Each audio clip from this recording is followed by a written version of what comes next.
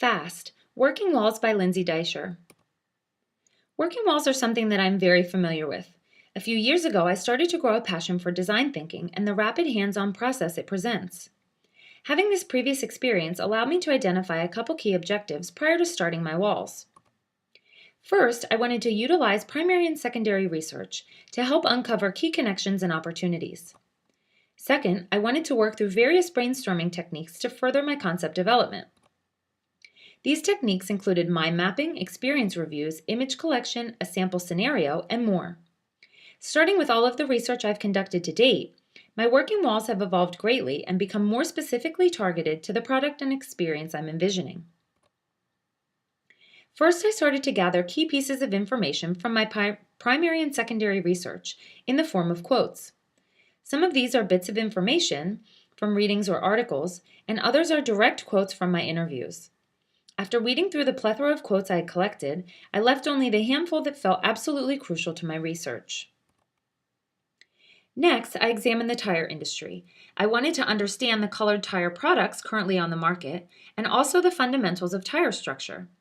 This helped me gain insights into how the colored rubber could be integrated in a new way. Then I started quickly brainstorming product and experience ideas. I thought about what aspects of the product were extremely important, like ease of use and added value. In terms of the marketing and post-purchase experience, I began pulling from things I already know as a consumer. The experience should be best in class and integrated from start to finish.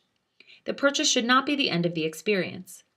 There are many potential touch points after the consumer makes the purchase, including personalized websites, mobile applications, text reminders, and even printed materials.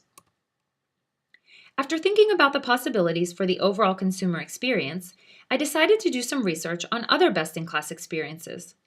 All of these things are paradigm shifting on different levels. From the simple weather dial application that transforms the way we consume weather-related news, to the completely integrated experiences of brands like Apple and Nest. What can I learn from these successful endeavors? Each of them feature new technology, an integrated experience, user-friendly interfaces, both digital and analog, and a beautiful design. After learning so much through my initial research, I decided it was time to work through Geoffrey Moore's sample scenario exercise. Looking at all the elements of the before and after tire experience, I started to make great connections and develop a deeper understanding of the problem at hand. Going back to my personas, I wanted to see who the sample scenario would best fit. For each persona, I started asking key questions. For example, Scott has an extreme interest in environmental sustainability. Is there anything green about colored rubber? Can a recycling program be introduced? Also, what features of a tire product would warrant spending extra money for Scott, who is currently a college student? Once I asked these questions, I decided to flip the problem. Starting with environmental sustainability, I began an exercise to brainstorm potential solutions for that topic. This effort led me to the idea that Forsyth's tire product can incorporate an element of recycling into the consumer experience. Instead of Scott paying a tire disposal fee, the tires can be taken free of charge and used for a separate need. But what need could used tires fulfill? When I was a child, my favorite playground wasn't one of the fancy high-tech ones you frequently see now. Instead, it was an empty field full of old tires. They were arranged in playful ways and provided a safe environment for me and my friends to let out our energy.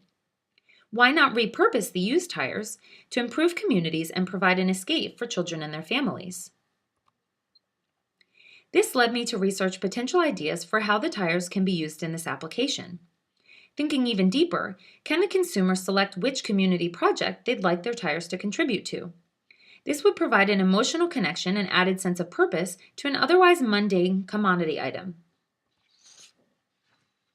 With this new element of philanthropic companies coming to mind, I started to think about what other companies do this successfully in the current state. Immediately, Tom's Shoes came to mind. What can Forsyth learn from their approach and process to helping others? Where would Forsyth want to focus on, the US or a more global effort? Examining the structure of another philanthropic company provided me great insight into a unique corporate philosophy. With all of these pieces in mind, I started to work through a preliminary experience. looking at what benefits the physical tire provides to the consumer while adding the new idea of a post-consumer experience as well. I continued to expand my sample scenario to include these new ideas for the future state of the experience. New enabling factors included a feel-good product and the idea of helping others. Economic rewards included benefiting those less fortunate, helping save our environment, and eliminating the charge for tire disposal.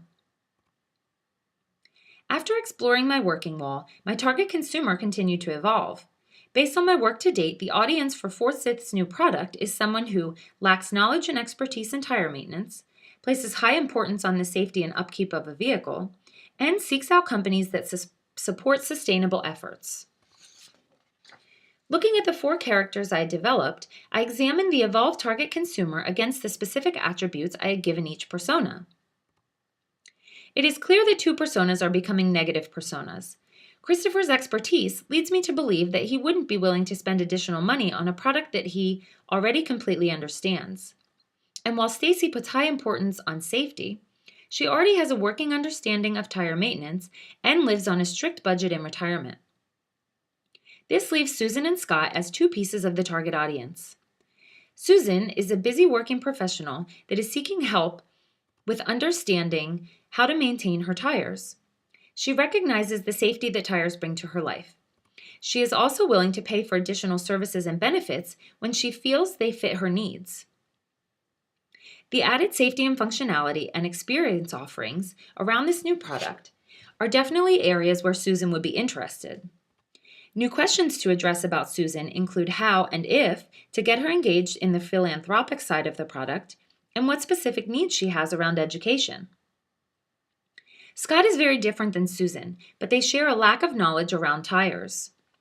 The key attribute of Scott's persona is his extreme dedication to environmental sustainability.